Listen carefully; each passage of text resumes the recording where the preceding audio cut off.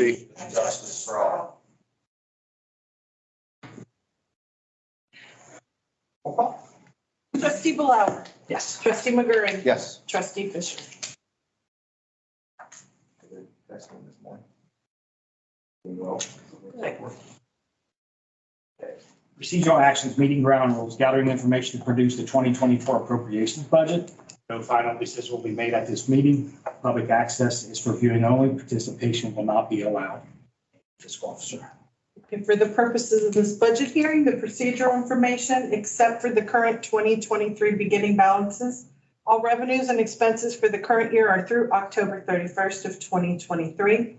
Ending balances for the current year are projected in estimates, and I can't stress that enough. All figures for the budget year 2024 are estimates at this point.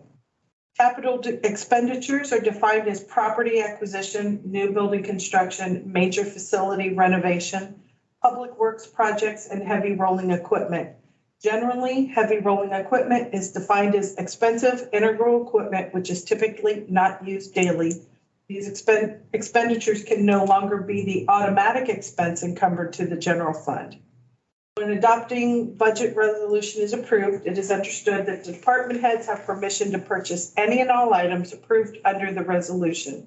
Any desired expenditures which were not approved under the adoption resolution must be handled through the fiscal officer's purchase order procedures. And now for the overview, we're going to talk about budgetary concerns, shrinking balances in some departments, potential increases from outside sources, and then we're just going to do an overall budget summary explanation. So just hitting the highlights on the shrinking balances. Obviously, the police levy was renewed this November, so the overall carryover is projected to be lower, and that makes sense because we're in the final year of that particular. The new revenues will start in calendar year 24. Potential increases from outside sources in the police department's case. This is primarily attributed to the 1.5 renewal levy that we are waiting from the Board of Elections for certification that did in the past. And then there will be I'm expecting that the auditor will, upon receiving the certification of that levy, I'm expecting an amended amounts and rates from them. And then it's going to require a resolution from our board to accept and adopt those. And then at that point, I'll be able to do an amended certificate. So that money is not going to come in until at the earliest April of next year. So we can't spend money we don't have, but we know it's potentially coming. And with that, that's my spiel. I believe Chief Roberts is next on the agenda. So with that being said, just to update everybody on the election, we heard from the Board of Education. December 4th, they were going to do their official recount. We are up on, I'm sorry, who did I say Board of Education? Yeah. Yeah, Board of Elections. So the Board of Elections is doing a recount on December 4th. We're up 16 votes right now. As far as they can tell, the educated opinion of theirs is not going to change. So this should go through with no problem. But the recount will be done on December 4th. So just to keep everybody in the loop with where we are with that levy. Awesome. So they performed everything out on the 4th. We should know that day. That's Monday. Coming Monday. Yes. Awesome. Okay, good. So knock on wood, yeah, we should hear, if not that day, then hopefully within the next day or two. And then the red tape hoop dance begins. So, so with that being said, and I know Lori and I have been through a few of these pages in the shared drive. So what you guys have with you now, we'll just call it the J2 one, which you guys have been presented. And I also gave you the J3. So the J3 is hypothetically including both levies, with the increase with the 1.5 mil. So I gave you the projections for moving forward. Okay. So at least we have two different ways to look at things, and once again, like Julie said, these are all obviously estimates, but positive thoughts moving forward. At least we have two different game plans what we would like to do. But explain to us all again, the budget cannot be approved with the new. Not really, because unless we can get the budget commission to turn around the amended request, because they've already sent us an original certificate for 2024 that did not include the 1.5. So, and they move pretty slowly because it wouldn't be able to go to budget commission until December 8th. I have been told they're meeting weekly through the month of December, which is a good, but that doesn't guarantee, because everyone's doing this type of stuff right now. So they get bombarded. So I have no idea when we would get that back. And would we get it back in time for the work session in December, which is likely going to be when you guys approve the budget, unless you want to do it on the 4th. I mean, if you're ready to pull the trigger on the 4th, that's fine. It'll have to be as is, 4th of what? December. We're gonna wait for Mr. Fisher to get up. Okay, so it'll be the next meeting. 23rd. The- 21st. 21st, the work session. And then we'll have to get that submitted to the auditor. So just know that in January, we're likely going to be doing amended certificates. And we're probably going to be doing them for a little while through January, February, till everything kind of works itself out.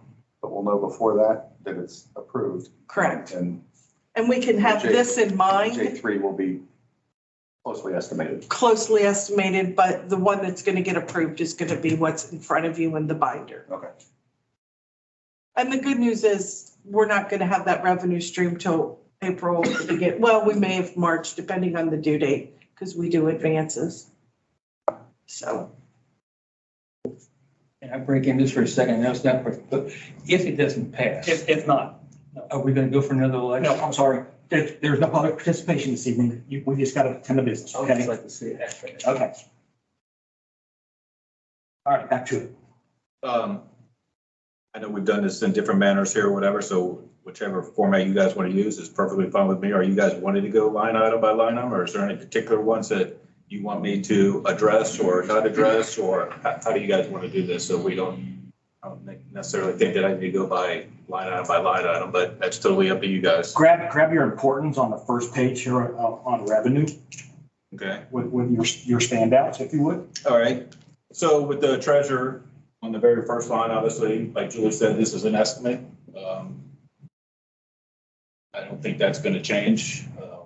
We always estimate low when it comes to revenue and hope that it comes in higher. And obviously, when it comes to expenses, we overestimate when it comes to expenses and try and obviously stay within those budgets. But so as far as the revenue for the first line item, I think the 810,000, we agreed that seems to be pretty accurate or close to it.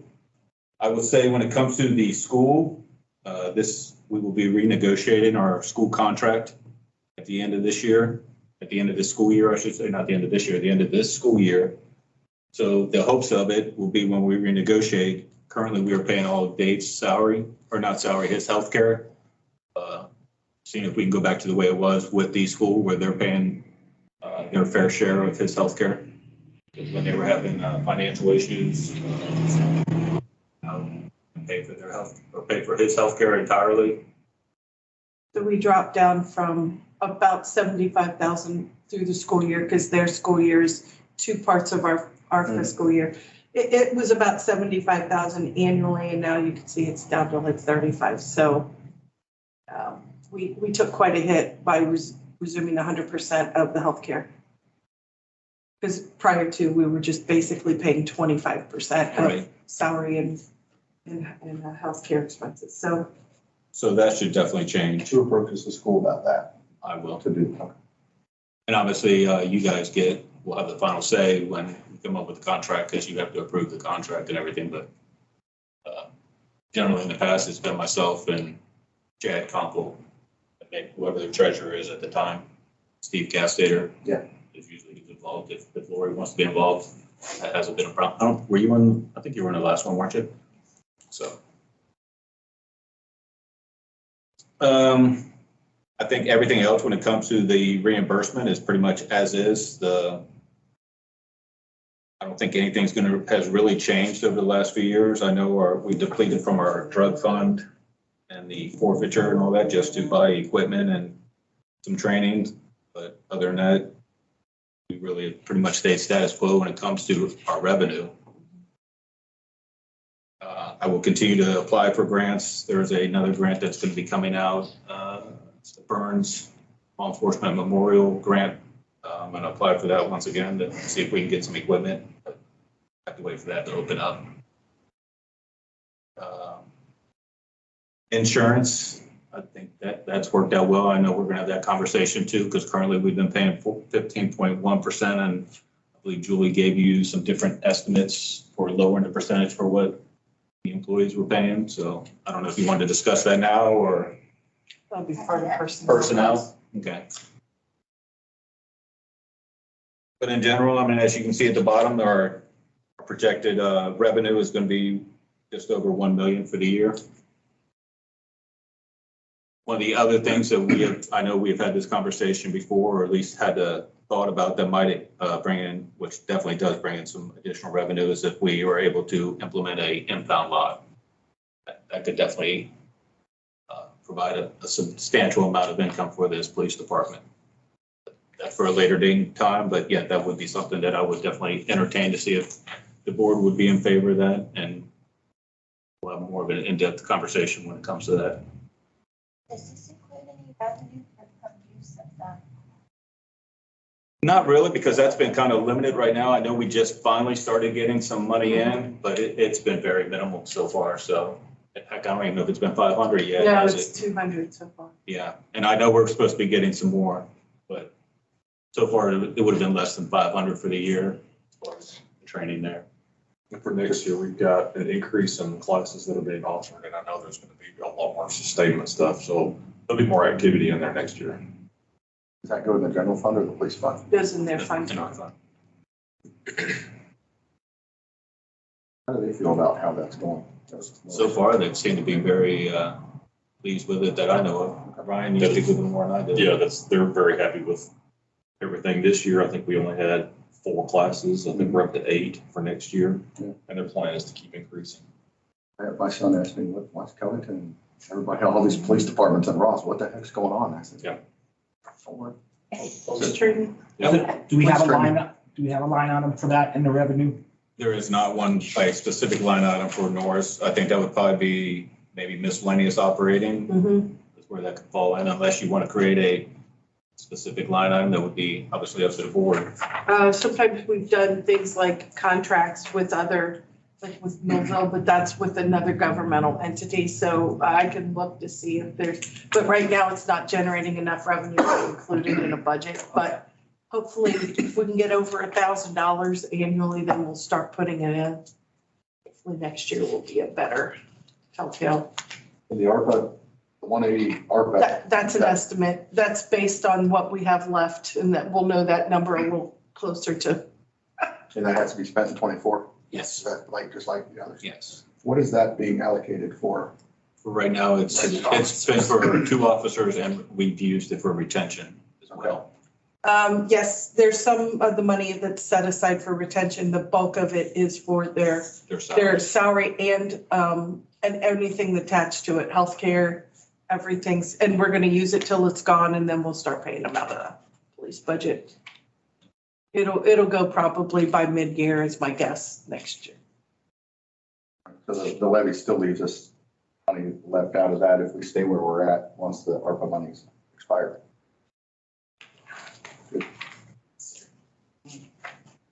Any other questions on the revenue? What's the encumbered amount? 50,000? It's the healthcare, That the is- purchase orders with the open, That we didn't spend. correct. And that's continuing to dwindle with each passing week. I'll have a more solid number as we go, but it's a moving target at this point.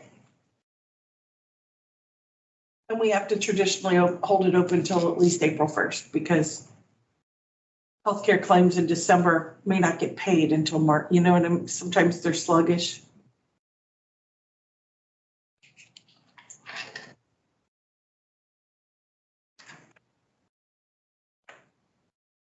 Does anybody else have any other questions on the revenue?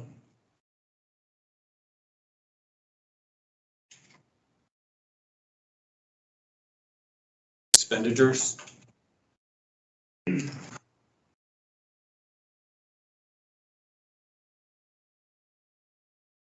Once again, there hasn't been a lot of changes when it comes to the expenditures. Obviously, we an increase, or I'm asking for an increase in salaries, which will change the expenditures. But we've also increased the amount for ammunition just because ammunition is like gold anymore. It's not getting any cheaper. So we've had to raise the rate for ammunition. We have been doing fairly decent with being able to have a carryover each year. We don't use it entirely up, so we've gone out and I'm seeking some additional prices to see where else we might be able to find it cheaper. Advances is one. That's who we use last year. Advances. Correct. Keithler seems like they take forever, but there's other avenues out there that I think we even checked with Center Mass before, and they're not really cheaper for us either. So it's just shopping around to see who can give us the best price and how quickly it can come in. That's been the other issue. We've ordered from Keithler and it's taken almost a year to come in, so that's not very advantageous for us. Do you use the same ammunition for training as you do for your service weapon as you carry it? No. No, it's two separate types of, Cheaper? Is it cheaper? Is the the training duty ammunition cheaper? ammo is more expensive than Yeah. the training ammo. Yes. Okay. We use a hollow point for on duty and Right. they're just target bow ammo for target rounds. Okay. We try to use the same brand, like if it's Federal or something like that, Okay. but they're two different types of bullets. Does Midwest reloads? Yes. You don't use that? You always have to be careful with reloads because you don't know what the quality is. Right.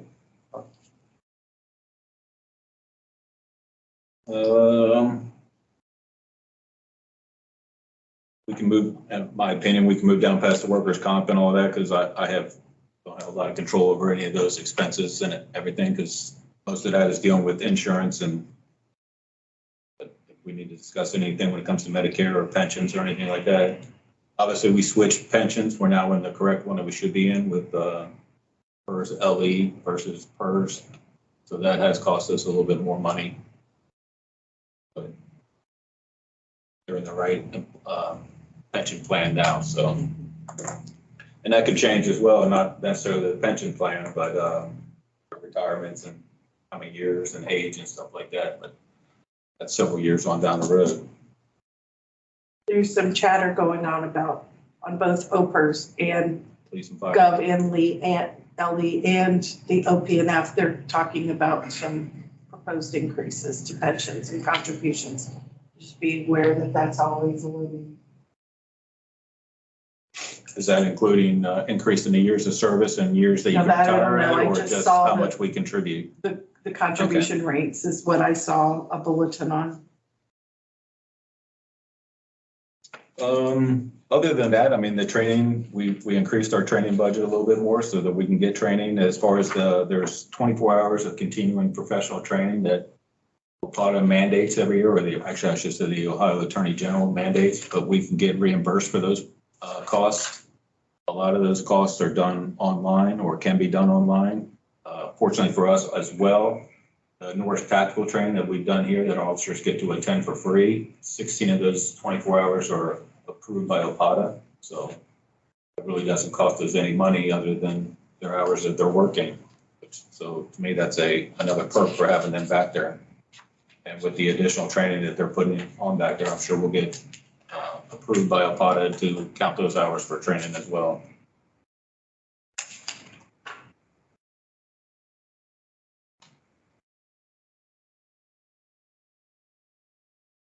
If you have any questions, I see you trying to keep up there, so I don't want No, to too fast for you. Well, I did maybe for, I don't know who gets this question, but I see garbage and trash removal recycling on the admin side for 5,000.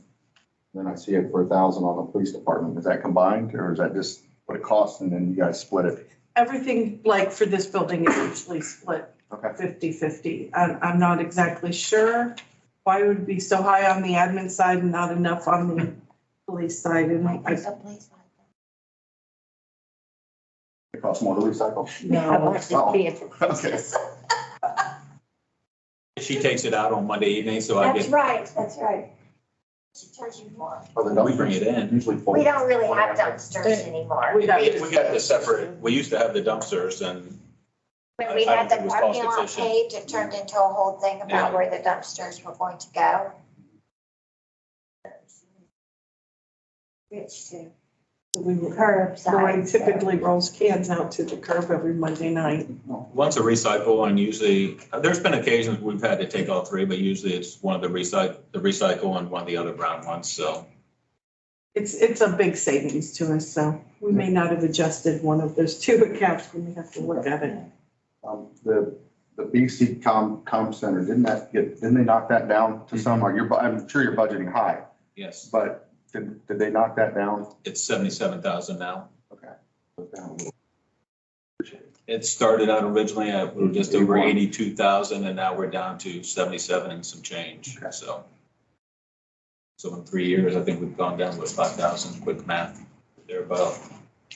And there's rumors of some other potentials taking place at the comm center that might help us out again. But those are all rumors of them taking on other agencies, so that might help us out. I don't know, but On the vehicle graphics, I see 13,000 on. The fire last night was 3,500. Second line from the bottom. Well, it says operating expenses, other parts, but then in the comments, it says we're using vehicle graphics, 13,000. yeah, that shouldn't be that much. That will, Yes, that's way too high. I'll have to adjust that. Well, and that's other auto parts and supplies Yeah, right. in I get addition that. to. Yeah. And then I guess if Bert, line items, graphics, then he doesn't have to come, if it's more than what, is it $3,500? 2,500. 2,500, he Okay. doesn't have to get approval Put it from in you POs. all, he can, Okay. Lori can. Okay. So, It just depends. I mean, this year, I think we were a little high in vehicle maintenance. Our cars are getting older and up there in miles, so wear and tear, I think we were a little bit up and which we will have a conversation about some other vehicles here moving forward, but I think that's why it's up there.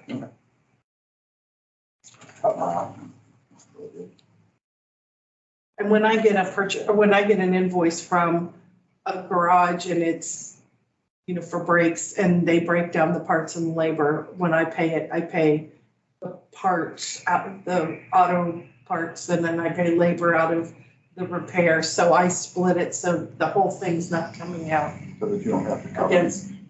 That's the- Yeah, my predecessor didn't. She just paid it, whichever one had more money in it, she just paid it. And it worked itself out, but I try to split the bill accordingly. Batteries.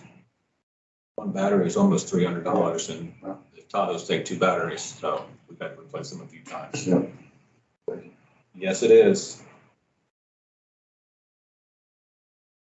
I know there was once again, we have no control over the water bill. I know we had a leak back here that was recently fixed. I think that plumber was fixed it, knock on wood. Not to be on wood, we checked the meter out front and it doesn't appear to be rolling. So fingers crossed that this next bill comes is back down. Our bill here is usually less than $60. And 1 month it was $260. And I called and then the next month it was like $390.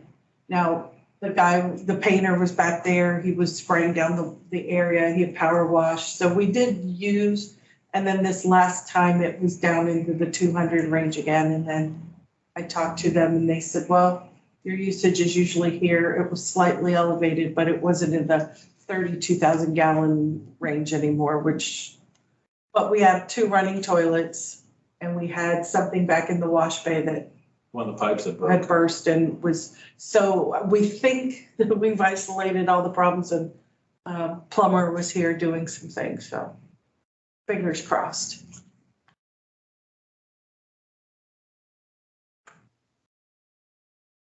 But I do watch that kind of stuff. So just coming down here to a line item, and I think I have it under the capital improvements, but for cost of improvements and repairs to the building,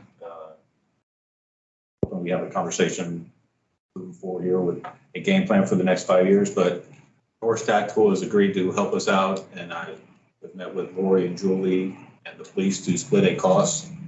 I don't know if you guys have been back there where we've redone or had a room painted and cleaned up, and we moved some stuff there to turn that into more of a meeting room or training area, putting up a TV in there and making it a little bit more of a professional looking training facility so we could have some classes. Once again, that admin could hold some businesses there so that they don't have to be out here when everything is going on during normal business hours, and it could be a little bit more private and stuff. So we had talked about splitting that cost, I guess, 3 ways, if that's an option. The gentleman that built the facility or built the training facility in the back, he could do, I think, just about all the work, couldn't he? Yep. So the cost wouldn't be, and we already have, I think, all the wood back there for as far as framing it in and stuff like that. So if that is something that you guys would entertain or see what the cost is. What three entities again? The admin, the police, and Norris Tactical, because they could use it for some of their, so part of their training they do is class work, not just going through the buildings or shooting at the range. Part of it is admin, or I should say class Where work. would admin pick up out there? We could actually use it for executive session. And people could remain here and we could actually have a meeting space back there.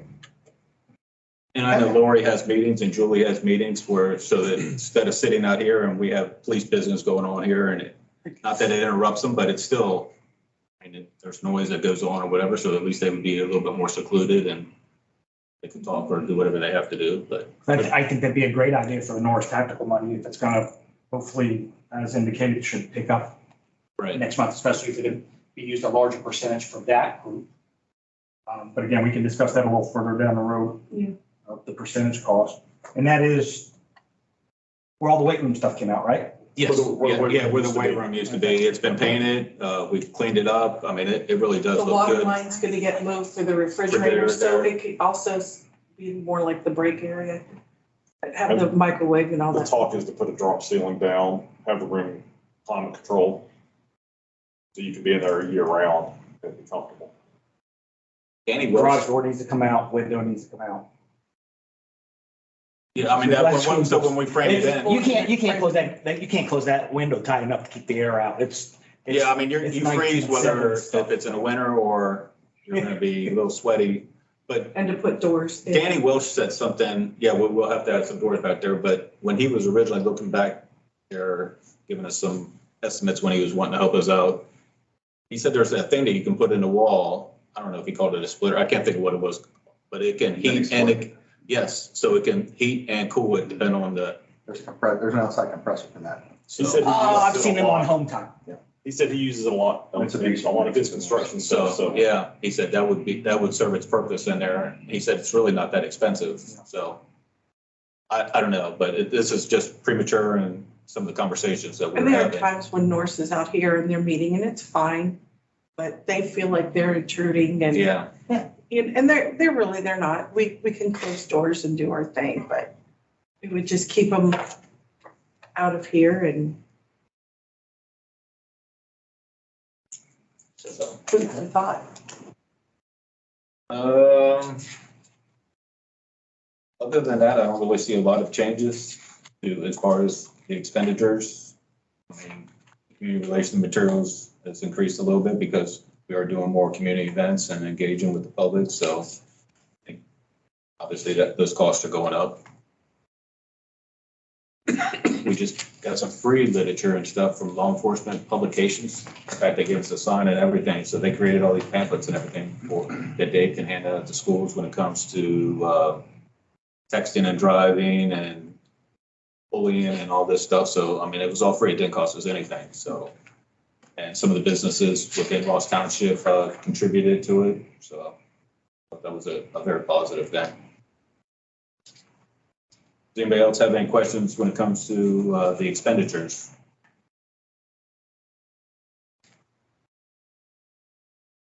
When is, and I know it's on the horizon, haven't read anything for the Ohio Attorney General. How far off on the horizon is mandatory cameras for officer? And I know it hasn't gone through as a house. Yeah, that I don't just hear the know, rumor yeah. that it's coming, and we know that's gonna be expense, and That's the gonna be- cloud's gonna be an expense. That's the biggest expense. I would have them, but the storage that look like is the next 5 years? outrageous. I haven't heard anything as far as anything being mandated.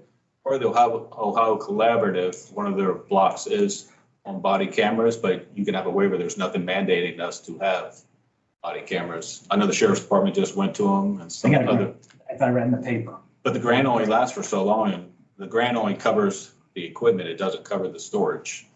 Right. But it covered per cost cameras though, right?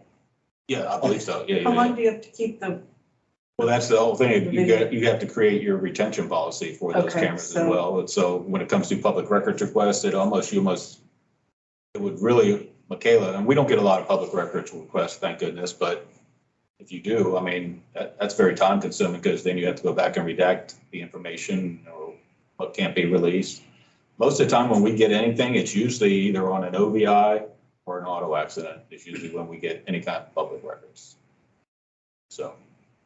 And I was talking to somebody, it's like, how does it even, and again, we know all lawyers, any OVI, they want video, anything available, cell phone usage, anything like that. It's like, how many thumb drives would you be responsible for purchasing? It's Or huge. does any of you that wants it have to purchase that thumb drive? You're talking about everyone come through there, you have to burn a disc or use a thumb drive. Yeah, It's never coming back. yeah, we don't get it back, so yeah. well, you can charge for the cost of the thumb drive, but Good. only the cost, it's with the Ohio Attorney General's offices. We can charge for copies and it has to be like 10 cents a page or something like that. But it's what our policy would allow. But, and I think our policy states that on electronic records, we can email them, but if the files are too large, we can do it on a thumb drive, but they have to pay for the cost of this. But it's just the cost, no inflation, just the And cost. they can't, I mean, the policy should be that they don't provide the thumb drive because it could have a virus on it. Right, it can corrupt your system. So we will not, and I do believe that we don't allow an outside source. So you have to buy our thumb drive. But we'd have to keep them in stock. So, I mean, generally when they ask for them with, like, we use Carfax for our auto accidents, so when we take an that's accident, really helpful. we have a QR code that they can download, that we hand out to them, so they can download the report and everything, and give it to their insurance company, so it kind of alleviates the problem with us trying to print that stuff out and send it to them, but. We do get a small fee from Carfax. Yeah. It's like $4 a report. And it's getting more and more because apparently there was a workaround where insurance companies would have their agents or their staff create dummy Gmail accounts that just looks like John Q. Citizen. They make the request, there's no charge. If it's an insurance company, there's a charge, and Carfax is actually working around that Right. now. How many, just continuing with that point, with the cameras, the body cams, I guess is what you're talking about. So each officer would have one, so we'd need 10 of them. So how Right. much are those? Ballpark, any idea? It's been a while since I priced them out. Like I said, I mean, there's grants out there for them, Yeah. and those generally are not the issue. Yeah. It's the storage. Yeah. The storage is, I mean, several $1,000s. Because I was talking to Chief Burke, the chief of Middletown. He was gonna have to hire another person just to handle the public records and the storage and the redaction, and the storage is outrageous. That's what gets people. Does your department feel better having them? I'm not opposed to them. I mean, we've gotten used to the sheriff's department having them. They've had them for like a month now, or whatever. I mean, it is what it is. If you're not doing anything wrong, what do you have to hide? So that's my thought process. We've talked to the deputies when we were out on scene. And some of us at the beginning, we forgot about it and they get out of their cruisers and they're like, so we're like, okay, you're turning the camera on. Yeah. Say something It stupid. doesn't change anything that we're doing. No. So I mean, do you feel more protected? Are you more protected having them? Number one. we had an incident this past weekend where we actually requested the deputies to go make contact with somebody because they had body cams, because we wanted it on film. So they did that for us. So. And then they just showed up. We had a private property accident over here on 4200 Lehigh, and the guy just went crazy. And thank goodness one of the deputies is there with us. I was there, and it's all recorded and everything. So, I mean, it was just like, what are you doing? But, I mean, it usually, I think they say about 98% of the time, it vindicates the police officer that we're doing the right things. Good. Should we get quotes though then on storage? Because I it'll can. probably be VR and all that. And we Right. have racks and things back here, but our stuff isn't here. Our cloud is what it's At the stationed firehouse. to. Yep. So we'd have to make sure, we probably should start looking. Just I, to I see. don't have a problem with that, so, yeah, I'll make a note of that. Conversations have been going on for a couple of years about possible mandates coming. Mhm. We don't know when it's gonna happen. I think for the protection of the officers, number one, Sure, and absolutely, number two, the liability of the officers in the township, Yep. you know, for doing the right thing. absolutely. And then number three, for the courts. Yeah, I mean, If usually you're that's, guilty, it's on. that's what the prosecutors usually want, the first thing they ask for is body camera footage or Yeah. in-car cameras or something. For But, major crashes and OVIs, that's the first question. Do you have video? Yeah. Of course, now it's, no, we don't, but they ask us every single time. and there is features with Axon, with tasers and body cameras that you can sync the two and they kind of work hand in hand together, so that money you can get whatever you want.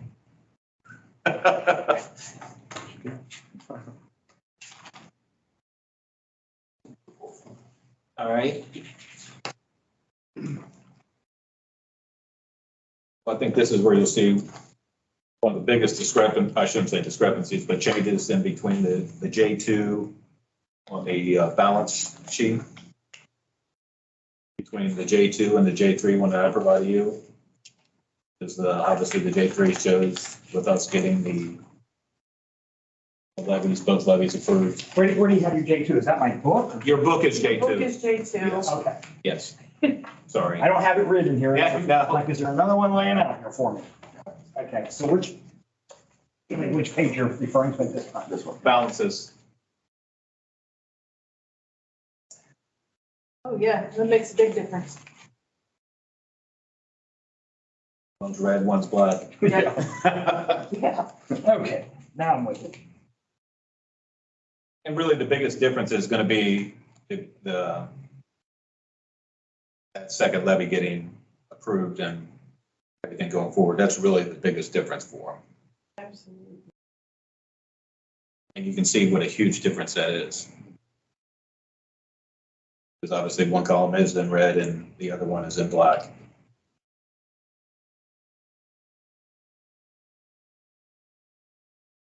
For the 2025 budget, I asked you the same thing last night.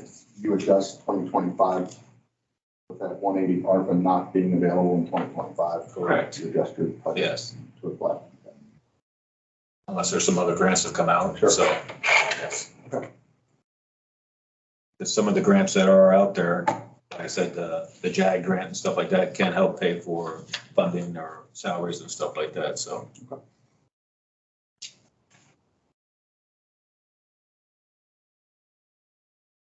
And I would say also, like with the law enforcement trust, if one of the other perks without getting sidetracked with your, with having an impound lot, those vehicles get forfeited to us because a lot of times people don't want to pay the impound fees or whatever, and they will just sign their vehicles over to us so we can sell them. So that's additional revenue for us. It's not hundreds of thousands of dollars, but it can be a significant amount. My old agency, we would get anywhere from $50,000 to $60,000 a year on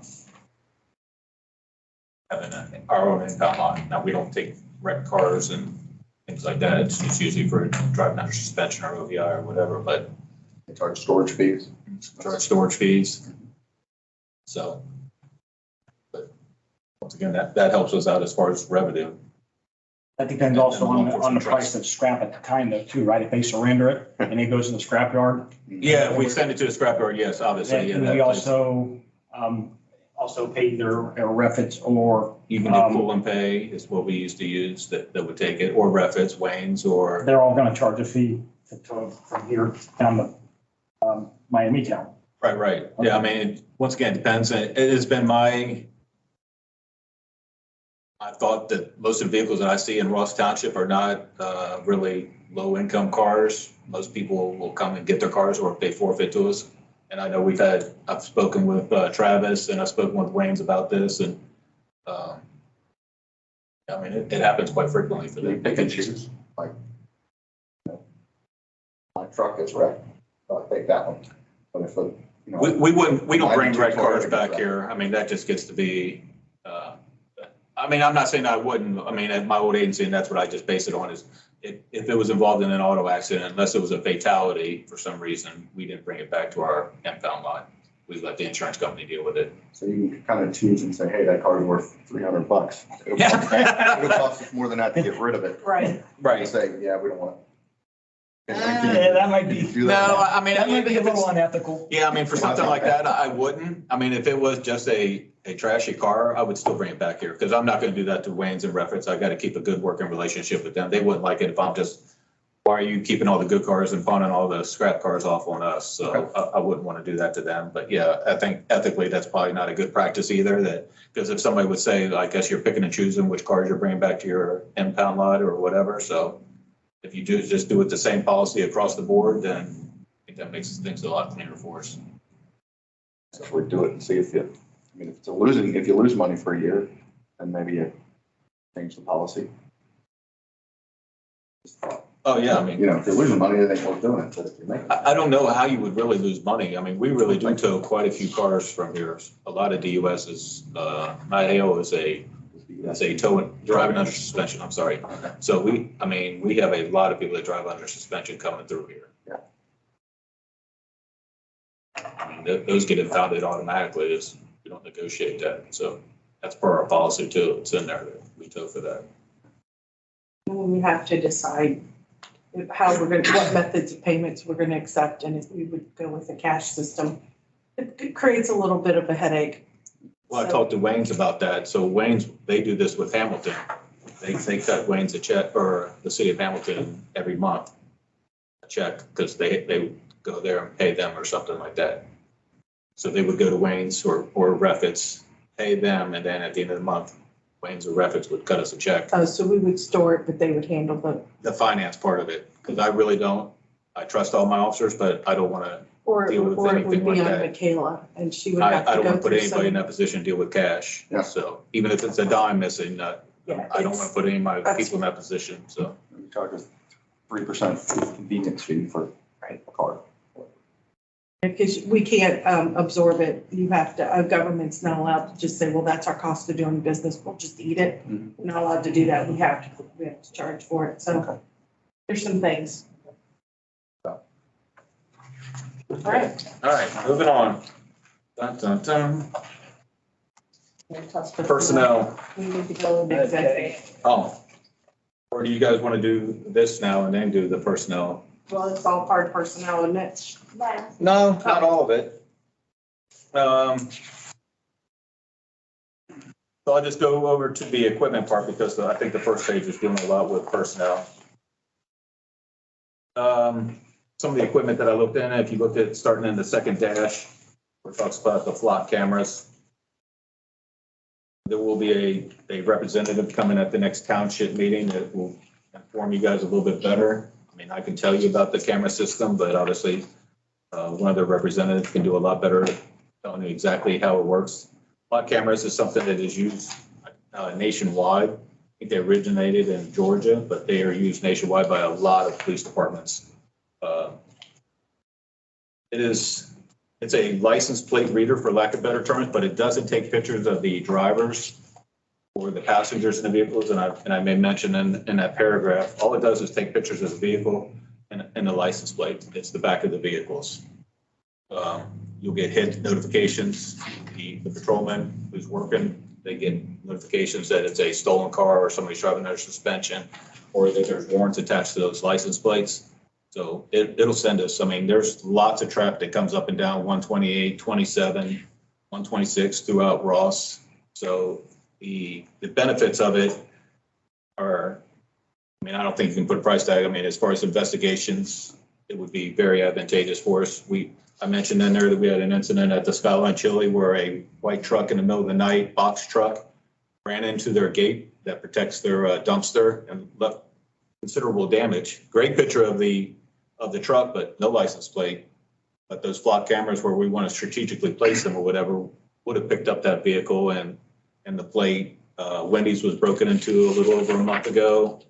The person was in a car where we would have those cameras. It would show the vehicle pulling into that parking lot. We had 2 incidents today that we could have used. Got a rolling domestic, and the way that they left, thinking of where we would put the cameras, it would have picked up that car. We would have been able to probably find the person And then we had a hit skip crash right over here at Larry's. How many do you think you would be looking at? Initially, 6? well, I like your thinking. 5 to 6 is what I was looking at initially, just to try and cover the areas that we need to up and down 128 and 27, the different intersections. There was just a stolen truck and trailer that was behind the IGA. We recovered the trailer, but the truck ended up, they still haven't recovered the truck, have they? No, It was stolen out of Forest Park, but we just located it back here behind the IGA. Those cameras would pick that up and we'd have an idea, maybe who was driving it, or if you saw them get out of the vehicle, but it would pick up those license plates. Is there grants available for those? I don't know of any grants so far that I've found that pays for the cameras. I think at one point we looked at it with ARPA, but I don't think we could actually justify it. That's the only thing that I have seen so far. I know when I applied for the rural violent crime grant, that was one of the things that I was going to use the funding for, because I could articulate for the investigative purposes to buy those cameras. The initial cost, it's, I think I budgeted it, was it 19,500? 19,500, and I believe that was for 5 cameras or 4 cameras. 5 cameras, I believe it was. No monthly storage? So no, but every year there's a cost per camera is $3,000. So Upgrade to maintenance, usage, stuff along those lines. And not only that, it's not us that has access to those cameras. Any law enforcement agency who has flock cameras has access to them. And we will have access to other law enforcement agencies that have flock cameras as well. So we can track, if something happens Yeah. here, we can track it. Does Hamilton and Colerain use them? I don't know if the city of Hamilton has them yet. I know Fairfield Township does. I know Westchester does. I know Trenton does. Fairfield, did I say Fairfield Township? Fairfield Township does. Fairfield does. Colerain, I don't know if Colerain has it. I think Hamilton County Sheriff's Department is getting them, but I don't know where they're going to put them. OSP is getting them. So starting January 1, right now, we have been using their system for free. As far as having access to their cameras, starting January 1, I won't have access to them anymore. So that's really the big push for why we need these cameras, because I won't have access to that as far as an investigative tool. I would have to contact a different agency and see if they could run it. Not saying that they wouldn't, but why not have stuff for ourselves here so that we could use it? Right now, I can pull up a map of every agency that has them, or I can pull up the Southwest Ohio area, and the map will show me where all the cameras are. So if I know where this vehicle went, I know what jurisdiction to call, because I know they've got 15 cameras. So they'll be able to access, and that's how I track it, by knowing who has them, which way the car went, and I can contact all of these agencies, or I can get online and I can access their cameras and I can do it myself. I can just watch it go. And I know some of the biggest arguments or what people think is Big Brother is watching them again. And that's why I say that's the farthest from the truth. We're not taking pictures of you. They only keep their information for 30 days. So they don't keep it forever. And I'm sure that when the representative comes in at our next meeting, he'll talk about the cases that have been solved, serious homicides and stuff like that, using the flock cameras. I mean, criminals usually don't drive up and down 75 or 275. They want to take some back streets here or whatever. And what perfect place to go other than 128 and 27 and stuff like that. So, also, I had applied for what that grant was, the total station and the OSCR 360, which are investigative tools which help process crime scenes, gives you measurements, takes pictures and stuff like that. There are some grants that are coming available for that. I just spoke with the rep today and he's going to let me know when those grants become available for that equipment. So I am going to look at that. It's not only for crime scenes, but we can also use them for auto accidents and stuff like that. The sheriff's department has them for some of their accidents. So we could use it on some reconstructive tool kind of thing. Yeah, it takes measurements, especially the 361 will really take, it'll tell you how far this object is from this object and stuff along those lines. We had it for a little bit. They let us do a little evaluation of it, and I think it was Tim that was using it, wasn't it? Yep. And he absolutely loved it. He said, this is fantastic, but It's about $12,000, I think, for that piece of equipment. And I think that's just a one-time fee as well. Next would be the Guardian tracking. I actually attached that, the cost for that. That's one of the sheets that I gave you. It's under the Vector Solutions. It'll show you the initial cost and the annual. The initial cost is $3,254 and the annual cost would be $2,454. What Guardian tracking does, as I mentioned in here, it tracks your early warning systems. So for law enforcement, things that we track when it comes to early warning system is sick time use, citizen complaints, uses of force, vehicle pursuits. Those are all indicators that you might be having some issues with your officer that needs to be evaluated or looked into a little bit deeper if you start seeing an increase in that. So this is a great tracking system to be able to follow up on that.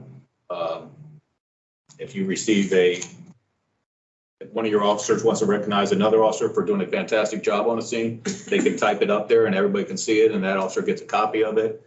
And they're recognized for doing a great job. You can do it also for letters of recognition, commendations, whatever it is. It helps with evaluations that we do. It also has a scheduling feature so that it can help if we need shifts covered or off-duty details covered. All this stuff is incorporated with their scheduling feature. Brian and I looked at it. I mean, it really is fantastic. Steve, I think, looked at it as well. I don't know if the scheduling feature, I think that was the biggest issue that he might have had. I don't think it was very conducive for what they do on the fire side. I don't know if he looked into it any further, but he had looked into this as well. I think there was a lot of advantages to this Guardian tracking because it really keeps documentation, sort of like when we've had these conversations with personnel about, do you have documentation? Are we keeping track of this? And the officer know if there's some issues going on. That Guardian tracking will track all that stuff and provide that documentation for us. What's the expenditure of that? The initial cost was $3,400 or $3,200, and then the annual cost for that is $2,400. And that includes. I gotta see this paper, I'm not seeing that. It's right here in the Vector Solutions. There it is. So basically it's an admin tool and not crime fighting tool. That is not, yes, that is strictly admin that helps us with personnel. Is there any overlap with the software admin work, with software we're using now with that?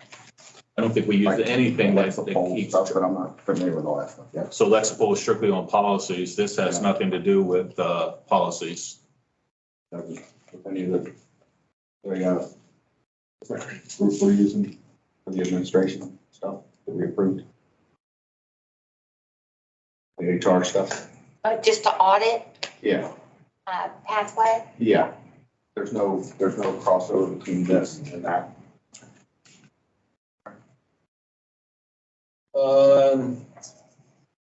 Radios, we've had these conversations about radios since I've started here. We still get use out of them. And Lori was asking me about some of why we need it. And I know we've got a conversation with Bricks and that, just trying to get some of the equipment, whether it's the batteries or just trying to fix some of our radios. It's getting more and more difficult. Battery lives aren't lasting. We're 12-hour shifts now. It's hard to get our batteries to last that long. These radios don't have a GPS tracking system in them. I mean, fire departments don't really have to worry about that feature because you have multiple people on scenes like that, but we don't have that luxury. And if something happens out here, and even when we have multiple officers working out here, Tom, in 36 square miles, something happens that quick, we might not be able to find that person. So that GPS tracking ability with those radios, I think is a huge officer safety issue for us.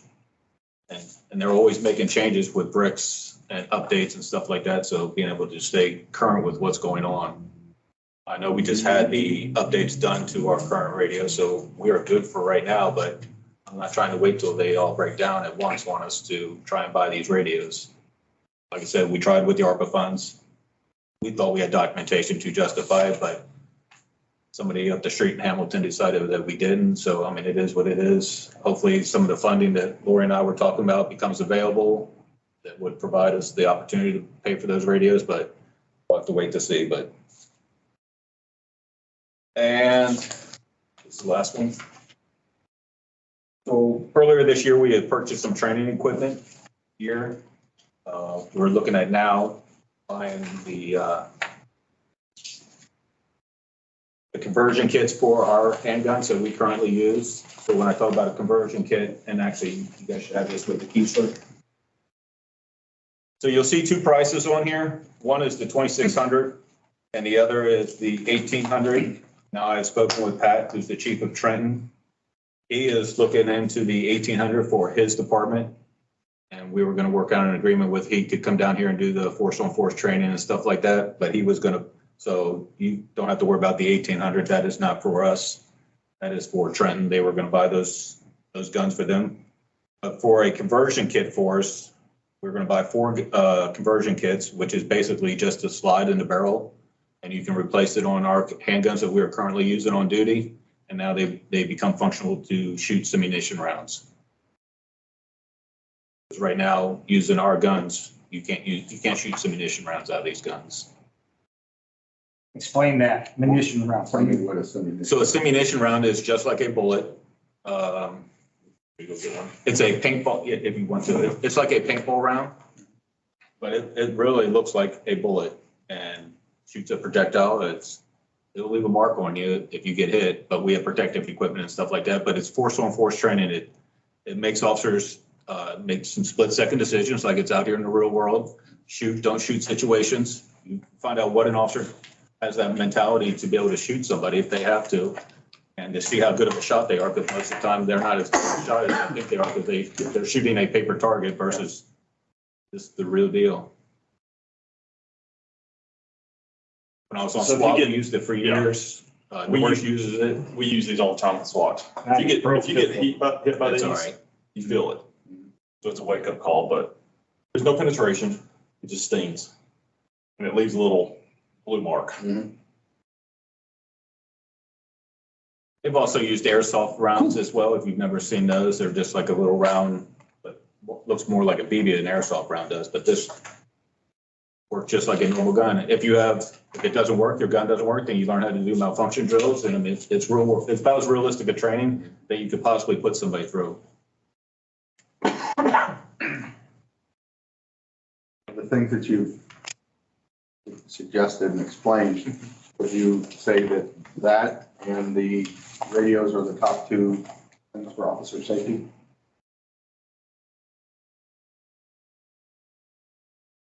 Officer safety wise, yes, I would go with that. Yes.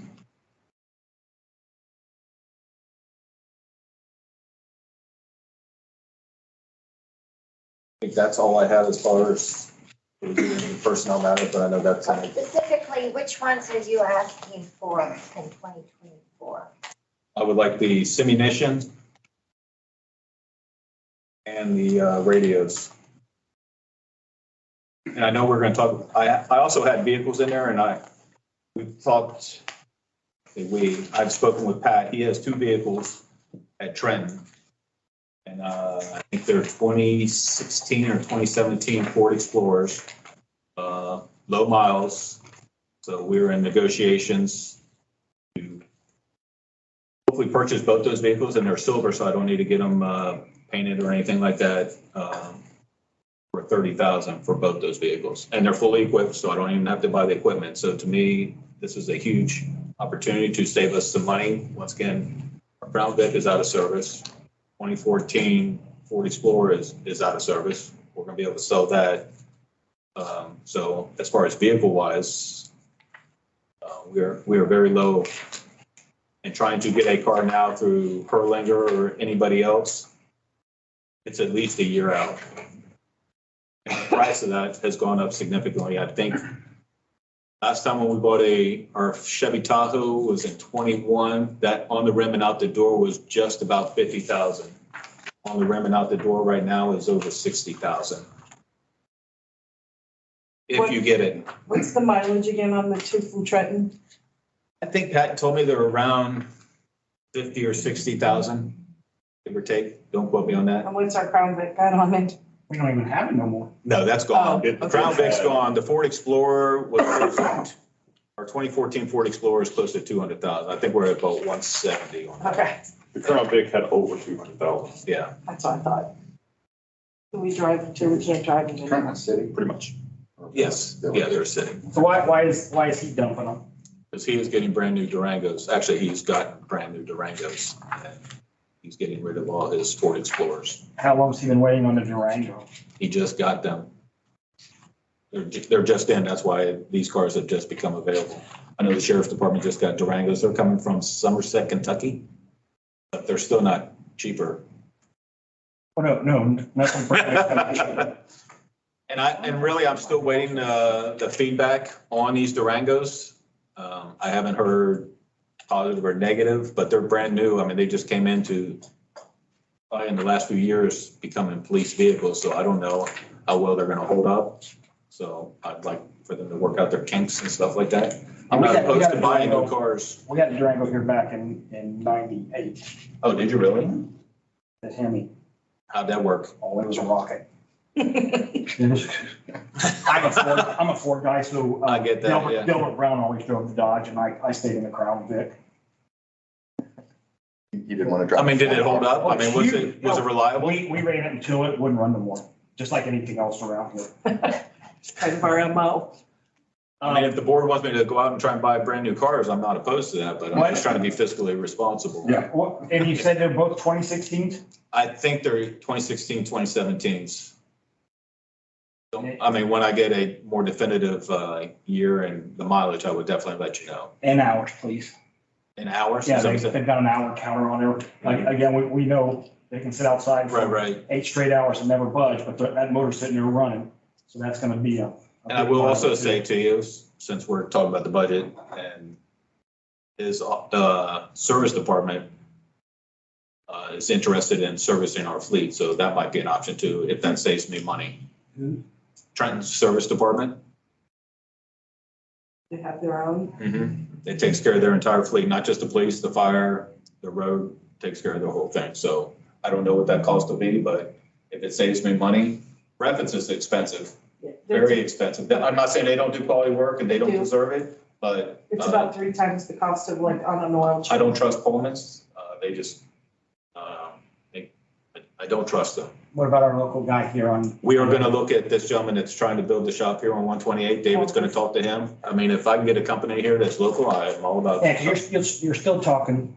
It's that Trent's driving. farther piece. Yeah, right. And then, I'm sure not gonna drop it off. One guy pick him up and one guy, and then 2 come back in one cruiser. Somebody's gonna sit out there and wait on it. So, yeah, So that's gonna be time consuming and hourly cost for the payroll. So, yeah, I mean, it's just stuff that we're looking at, but yeah, I mean, if I can help out a business here locally, I'm all about it, especially if they're doing quality work for us. So, I mean, I think that's a win.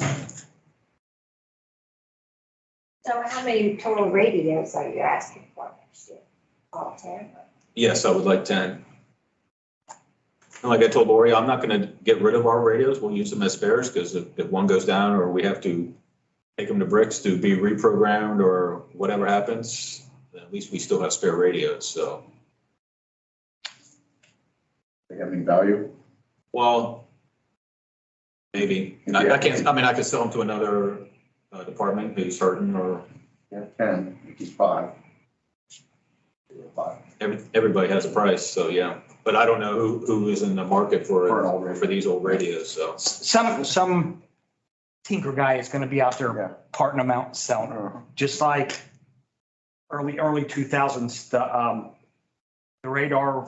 radars we had were outdated, but there was a guy in Mississippi, we sent the unit to, he rebuilt it and sent the antenna back. Mhm. Even though, just like anything else, everything's upgraded yearly. Motorola's gonna upgrade their product to sell more product, but there's always some guy out there, tinkerer, that's gonna part them out and sell those parts and repair them back.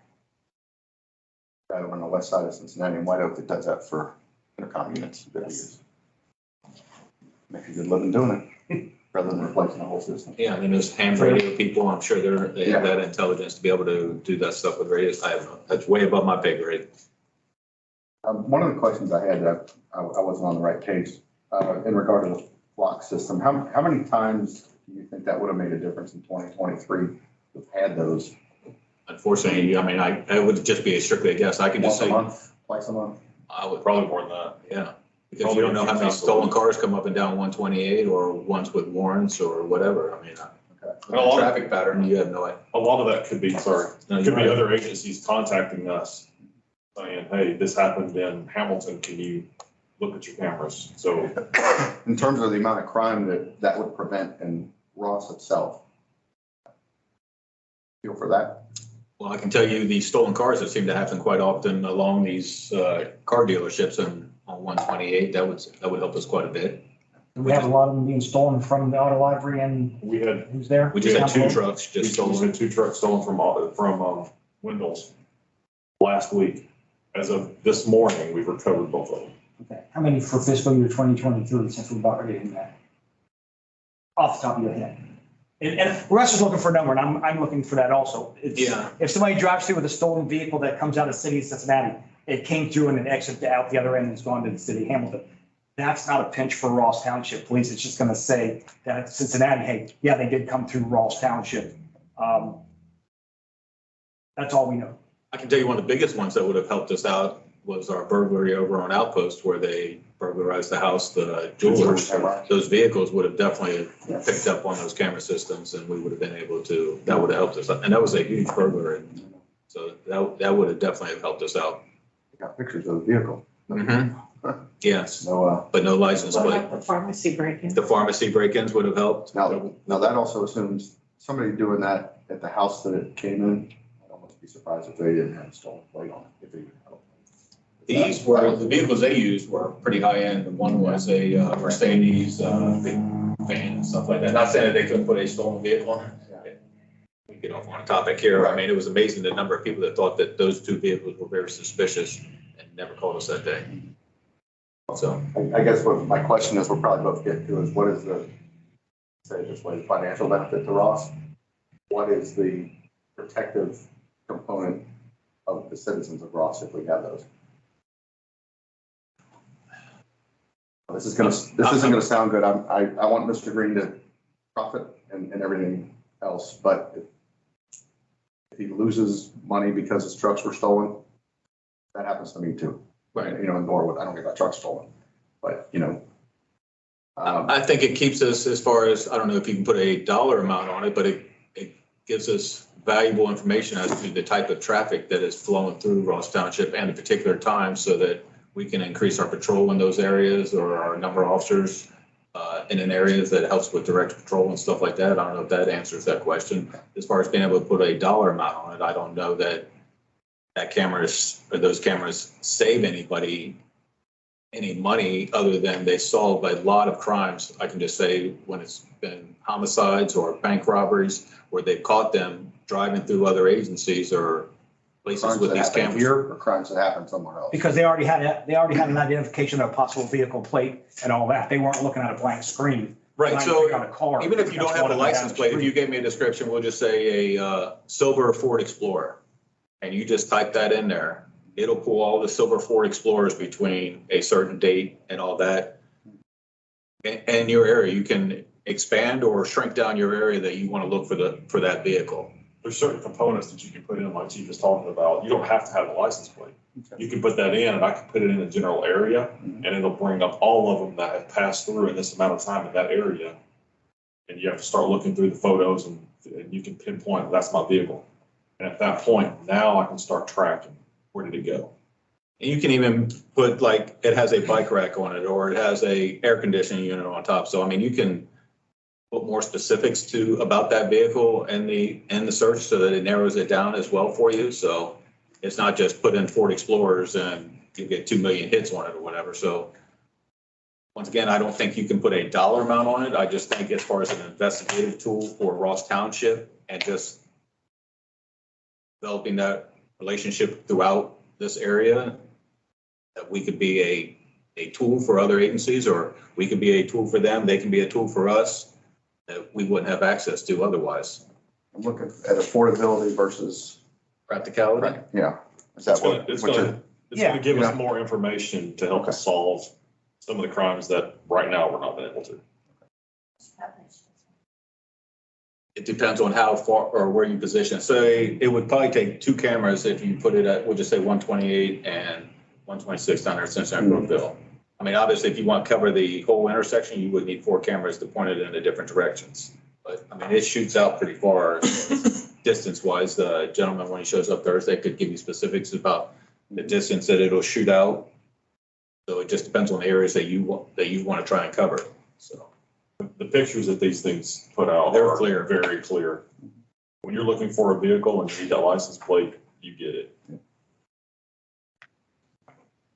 And I mean, those are all valid questions about the practicality and the expense and all that. I just think as far as an investigative tool and seeing the type of traffic that's coming through here, once again, the traffic, you get complaints about the amount of traffic coming through here, the increase up and down 128. It'd be nice to know who's coming through here, especially, like I said, people don't want to drive on 75 and 275. They hit these off streets, the criminal elements do. So I think that would be a huge asset for us to see who's coming through Ross as far as intel and stuff like that. I know we're getting off in the weeds a little bit. I don't mean to because we're talking about budget, but if a black Dodge Ram, if somebody reports a black Dodge Ram going too fast down 128 and you look at that and realize, hey, that's Russell was doing that, are you then allowed to go to who you believe's house that is and say, hey, buddy, slow down? I could, I mean, that's generally it's not what it's used for speeding complaints or stop sign complaints. Okay. I mean, if somebody came in here and said, hey, there was this car driving erratic going across the lanes or whatever on 128, or you picked the street and we had a camera there and I was able to look it up on the system and pull it up, I could definitely obviously go to them and say, hey, because it's a still picture that I get. It's not a motion picture or video that I see. It's just a still picture of the vehicle. So I don't know what your driving behavior is or the speeds or stuff like that. So, but I could definitely pull it up and go to you and say, hey, I don't know how you were driving, but we got a complaint about your driving. I picked you up on our camera. Yep. Just be more careful So in the that would be a future. benefit then to the Yes. township Because we get those calls all the time, erratic, reckless ops. We get those calls all the time. for black Dodge Rams. I was not going to say that. No. Because everybody's got a cell phone out there I know. and they cut me a little short, so I'm calling the police or they're going a little slow. They must be drunk. I'm calling the police. I got one last It's a week. pain in the Somebody butt. took a video of one of my guys who was driving bad on 75. And he does it all the time. He's been with me 30 years. And they said, I want this guy fired. I'm like, not firing him. for Right. Easing over in your lane a little bit, you know. And I know hindsight's 20/20 because Fairfield Township had this argument with, or I shouldn't say argument, had this discussion with their board about getting flock cameras. You know how they got the flock cameras? They're shooting at Walmart. That's how they got it. And that's how they solved the camera because he got hit on Hamilton. Hamilton's cameras alerted on it. That's how they found that one. So, and I know the schools as well are coming up with, they have an LPR camera or DACTA or what, I can't think of the name of the system they have. They have something up there at the school that's similar for them that I don't necessarily have or whatever. So, I mean, I think that could help them out as well. I mean, if something happens at the school and I need to pick up on a vehicle, I think that's a perk for us as well. All right, we spent quite a bit of time Yeah, sorry. talking about this camera, and I know they're all good questions and all good answers, fantastic. But if we can, let's Go to personnel. let's move along. Okay, well, here to get us in that position. Move for the adoption of motion 23-164 to retire to executive session to discuss the employment, promotion, or compensation of a public employee in accordance with the Ohio Revised Code, section 121.22 G1, and the time is 6:14. I need a second. Second. Discussion and roll call. Trustee McGurran? Yes. Trustee Blower? Yes. All right. They will have you exit. I'll call you when we're ready to resume, sir. What else is going to go after this?